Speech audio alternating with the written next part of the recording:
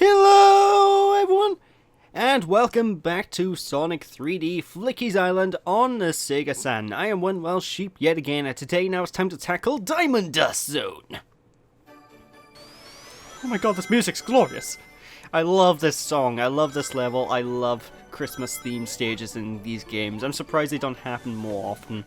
But yeah, this is the obligatory ice level of the game, where you need to worry about snow slides, where you have to jump up slow, snow conveyor belts, if you will. You have to collect as many rings as possible and deal with ice-themed badniks who will try to freeze you, and freezing turrets that will try to freeze you, among other things. This is a very ice level, and of course the game does offer ice physics, which mess up with your controls. I do not like this. Why do games insist on having ice levels that screw with the control? It's just, no.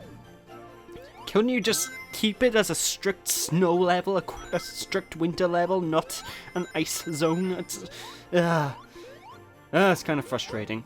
But yeah, this is the obligatory ice level of the game, where you have to deal with ice physics, you have to deal with snow-based enemies, snow-based bandits, and snow-based obstacles. For example, as you can tell, there's tons, and I mean tons, of spiked ice things about. Now, these spiked ice things, as you saw me do right below, you can actually just spin dash directly through if you rev up, so they're quite useful. And if you notice on the pause screen, even though I only showed it for like half a second then, there are certain things that you can pick up, and you've been seeing me picking these things up during the course of the entire playthrough, called tokens. They're basically Sonic's face.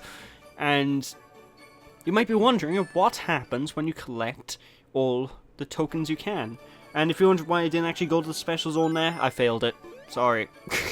I'm not happy about that either. It's the first time in this entire game, I've been playing it for over 10 years, that I failed a special zone. I'm not happy. But, yeah, there's loads of Sonic tokens about, and if you collect enough of them, I think around 10 or 15 or something silly like that, you get yourself an extra continue.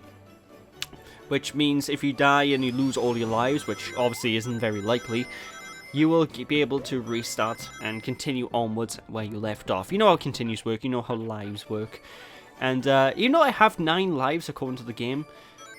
Well, that's all the lives I do have. The game caps out at 9 lives. So if you pick up any more lives past the 9 mark, I don't think it counts. I don't think it really upgrades your life meter any more than that. So, yeah, 9 is the maximum lives you can get in this one, ladies and gentlemen, which is kind of distressing and annoying.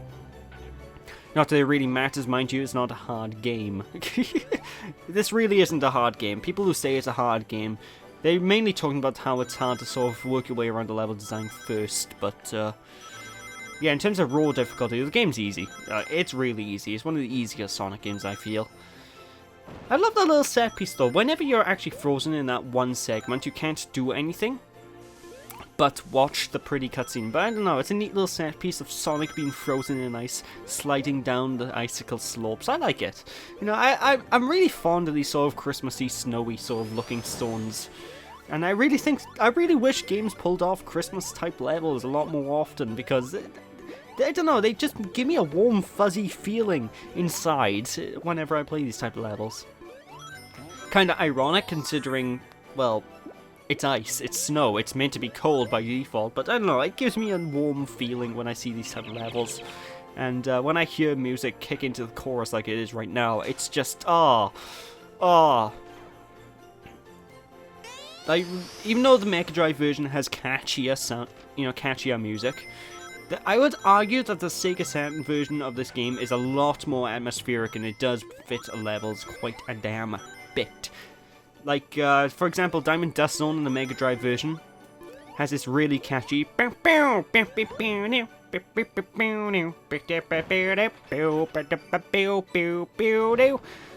on the Saturn version, it's this really atmospheric, really lovely Christmas piece of music that you can, I don't know, I like the soundtrack, you know, Richard Jacques, or whatever the hell his name is, did a fantastic job on this. It's so good, what can I say?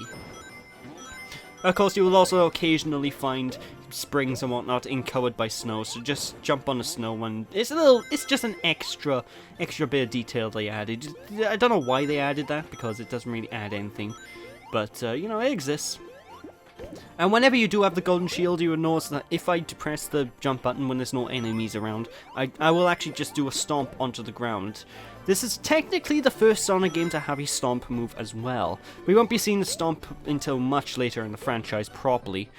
But yeah, the golden shield will give us a stomp maneuver instead of a jump dash, so if there's no enemies on the screen, we will just blast our way to the ground and be completely stationary. And I'm gonna be honest, that is so useful in this game because of the isometric viewpoint. If they gave us a jump dash, I'd be flinging about the entire place going, I don't know what I'm doing! But considering it's just a stationary power, I like it. It allows me to get my bearings if there's no mooks around. It gives me bearings if I don't know where to go next, you know? Basically, it stops me from running around like a headless chicken, which I tend to do. Like, when I don't know where I'm going in a Sonic game, you will generally find me to just wander about aimlessly. You'll just see me freaking out and just spin dashing everywhere, and it looks like I'm a drunk guy playing Sonic the Hedgehog when I'm lost in these games. In some instances, I do become a drunk guy playing Sonic the Hedgehog when I get lost, because if I get frustrated enough at the game, then I'll just, I'll open up a can of beer to calm my nerves. I don't actually do that, and I wouldn't really recommend people to calm their nerves by drinking alcohol, but, you know, it's a joke, people. Although I have never played Sonic the Hedgehog while drunk. I need to try that one day. Like, I'll come home from the pub one day when I go out to meet with friends, I'll get drunk, and I'll just try and play Sonic the Hedgehog. I may stream it too, because that'll be hilarious. Or a completely bad idea and I'll probably be sick. Because I remember before I tried to play Titanfall, the Xbox One game, when I was drunk. And I basically ended up... my aim was all over the place. I tried to shoot a mook, but I ended up turning around and shooting behind me. I could not aim for the life of me. And my father was there at the time and he was just mocking me because I apparently suck because I can't aim. And it's not my fault, I've been drinking. Ah. How the hell did we get into space? Tails, is there something you're not telling me about your powers? And how are we breathing? I don't know why I'm asking that. Sonic can breathe in space. But yes, this year, ladies and gentlemen, is the final special stage of the game. And there is a cut-off point. After a certain point, we will not be able to collect Chaos Emeralds again. So we do only have limited times to actually pick these things up. So when we get to the zone where we will not be able to pick up another Chaos Emerald, I will point it out and I will warn you. Don't, you know, make sure you have a Chaos Emerald before you beat a certain zone, because otherwise you will fail to get the Chaos Emeralds. And the Chaos Emeralds in this game are pretty much mandatory to beat the final boss. You will not be able to get to the final boss battle of the game without the 7 Chaos Emeralds. They sort of lock it behind a emerald barrier, if you will, which...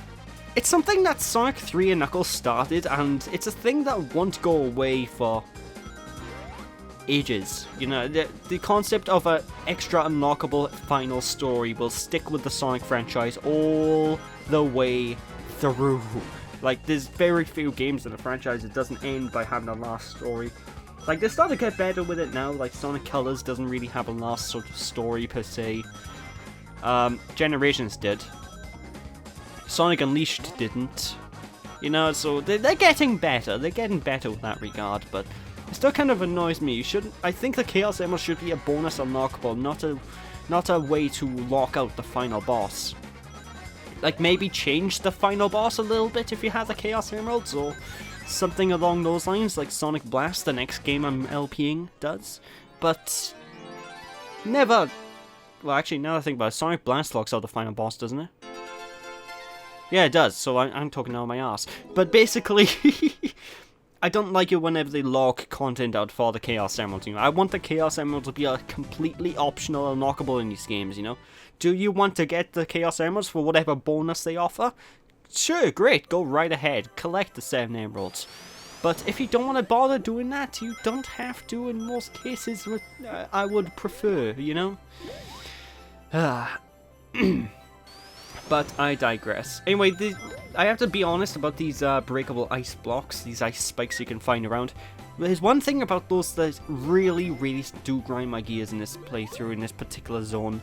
And that is, sometimes you will destroy loads of ice platforms, except the ones that you will end up clipping when you finish spin dashing. So sometimes you'll find yourself spin dashing through all these ice platforms, and then you'll just clip the side of one of them awkwardly, and you will lose your rings and all your flickies, and it's an absolute nightmare when that happens. I don't like it. I do not like it. No, sir, I do not.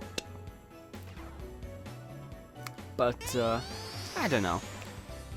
But anyway, this particular zone, Act 2 of the soundtrack, I honestly listen to the soundtrack itself, because when the chorus kicks in, like on YouTube now, listen to the soundtrack or something, when the chorus kicks in, oh my god, is it so good. I don't know, I love the soundtrack of this game, what can I tell you, people? Like, loads of people would just disregard the Saturn version of this game because the soundtrack is considered inferior to the Mega Drive version. But that doesn't mean it's a bad soundtrack, you know. The soundtrack isn't as good, but I think the Saturn version makes up for the bad soundtrack in terms of just the extra detail, the obviously crisper picture because it's a higher resolution, and also the 3D special stages, which are a great deal better than the original game special zones, you know. I don't know, it's just something I always found. A lot of people sort of hate the Saturn version because of the soundtrack, and I'm just like, that's not a reason to hate a version of the game. If the game has loads of extra bonuses that improve upon the original release, why hate on it because the soundtrack is slightly different? And it's not like it's a bad soundtrack either, that's the thing. It's not like PC versions of a lot of old PlayStation 1 titles where they decide to replace the soundtrack with MIDI versions that sound awful. You know, it's not one of those instances. They have a full-blown CD. It's not a real orchestra, but synthesized orchestra soundtrack in this, you know. It sounds amazing. But I digress. With that, it's time for Act 3, a Diamond Dust Zone, and quite possibly one of the easiest boss fights in the entire game. Dr. Eggman has his Friezo mech, and yeah, that's what happens if you get hit. You turn into a block of ice, whoop-de-doo. It's easy enough to get out of if you get turned into a block of ice, just mash the jump button. But he will just try to freeze you with a block of ice by coming down, and once you hit him, you will like, basically chuck down a snowman mine. If you go near the snowman mine, it will explode, so watch out for that. But what I sort of just recommend is just keeping as far as Dr. Eggman as possible. Wait for him to duck down, stand still, and just boop him in the cockpit. And whenever he does chuck down a snowman mine, what I recommend to try and speed things along is to just stand near the snowman mine and run away from it so it explodes. That way you won't really... You're not very likely to run into it in the middle of a fight, you know, when you're trying to dodge Dr. Eggman's ice breath. Dr. Eggman's ice breath, that's a phrase now, I thought I'd say. But yeah, it's an easy boss fight, probably the easiest in the game. Just continuously run around and booping him. And once you destroyed all the ice turrets, he goes down without much of a fight. That is Diamond Dust Zone complete, ladies and gentlemen. So with that is it for this part. So thank you all for watching. Hope you all enjoyed. Don't be sheepish, people. And I'll catch you all next time. Bye!